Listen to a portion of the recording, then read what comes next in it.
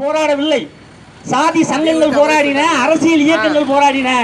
ஆனால் மாணவர்கள் இன்று இந்த தமிழ்நாட்டினுடைய பாரம்பரிய விளையாட்டை மீட்டெடுத்தே ஆக வேண்டும் என்னும் கட்டாயத்திற்கு உள்ள தள்ளப்பட்டதால் பேஸ்புக், வாட்ஸ்அப் போன்ற சமூக வலைதளங்களின் வாயிலாக இந்த போராட்டத்தை தம்பிமார்கள் எல்லாம் ஒருங்கிணைத்து இங்கே நடத்தி கொண்டிருக்கிறார்கள். எனவே பாரம்பரிய விளையாட்டான இந்த ஜல்லிக்கட்டை தடை செய்திருக்கக்கூடிய அந்த பீட்டா எனும் அமைப்பை இந்தியாவிலிருந்து அறவே ஒழித்தொழிக்க வேண்டும்.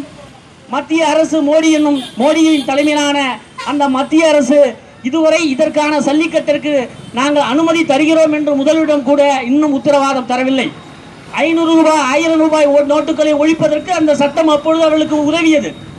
இதே முல்லை பெரியாராகட்டும், தமிழ் மீனவர்களுடைய படுகொலையாகட்டும், தமிழ் மீனவர்கள் சிறைபிடிப்பாகட்டும், இன்னும் எத்தனையோ தமிழகம் சார்ந்த அந்த உரிமைகளுக்கும் போராட்டங்களுக்கும் எல்லாம் இந்த மத்திய அரசு இதுவரை ஒரு நாள் மட்டும் செவி கொடுத்து கேட்கவில்லை. தற்பொழுது இந்த ஜல்லிக்கட்டிற்கும் அவர்கள் அனுமதிக்காக உச்சநீதிமன்றத்தில் வழக்கு நிலுவையில் இருக்கிறதா என்று சொல்கிறார்களே தவிர 500 ரூபாய் 1000 ரூபாய் நோட்டிற்கு சட்டம் திருத்தம் செய்த அந்த மோடி அரசு இந்த அவசர கூட்டத்தை கூட்டி அமைச்சரவையுடைய அரசவை கூட்டத்தை அமைச்சரவையை கூட்டி கூடிய விரைவில் இந்த ஜல்லிக்கட்டு தமிழ்நாட்டில் நடத்துவதற்கு அனுமதி தர வேண்டும். அனுமதி தராவிட்டால் 1967 தமிழகத்தில் என்ன நிலைமை எழுந்தது என்று வரலாற்றை அறிந்தவர்களுக்கு நன்றாக தெரியும்.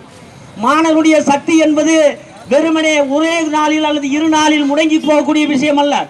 தமிழ்நாட்டில் தற்பொழுது நடக்கக்கூடிய மாணவ சக்தி என்பது உலக வரலாற்றில், இந்திய வரலாற்றில் உலக நாடுகளும் பார்க்கின்றன.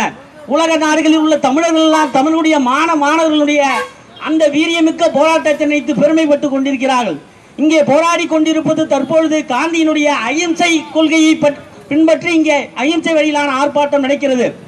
மீண்டும் இந்த தமிழக அரசோ அல்லது மோடியினுடைய தலைமையிலான மத்திய அரசோ ஜல்லிக்கட்டிற்கு அனுமதி தராவிட்டால் நாங்கள் இங்கே இருக்கக்கூடிய தம்பிமார்கள் காந்தியினுடைய அகிம்சை வழியை பின்பற்ற மாட்டார்கள். காந்தியை பின்பற்ற வேண்டுமா அல்லது நேதாஜியினுடைய வழியை பின்பற்ற வேண்டுமா என்ற பதில் உங்களிடத்தையே இந்த தம்பிமார்கள் விட்டு விடுவார்கள். எனவே மாணவ சக்தியை கிள்ளு கீரையாக நினைத்து நீங்கள் விட்டுவிட முடியாது.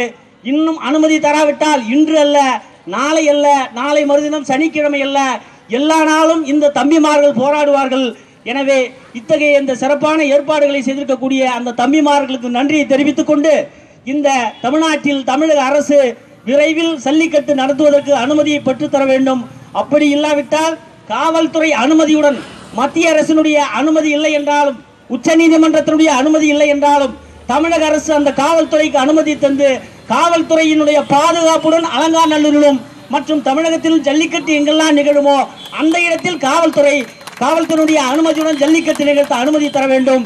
மேலும் இந்த மாணவ அமைப்புகள், மாணவ தம்பிமார்கள் ஏற்பாடு செய்து கொண்டிருக்கக்கூடிய அறவழியிலான ஆர்ப்பாட்டத்திற்கு சிறப்பானதொரு பாதுகாப்பை தந்திருக்கக்கூடிய ஜெயங்கொண்டம் காவல்துறையினுடைய நண்பர்களுக்கும் மற்றும் அது சார்ந்த மூத்த அதிகாரி பெருமக்களுக்கும் இந்த நேரத்திலே நன்றியை தெரிவித்துக் கொண்டு வாய்ப்புக்கு நன்றி கூறி விடைபெறுகிறேன். நன்றி, வணக்கம்.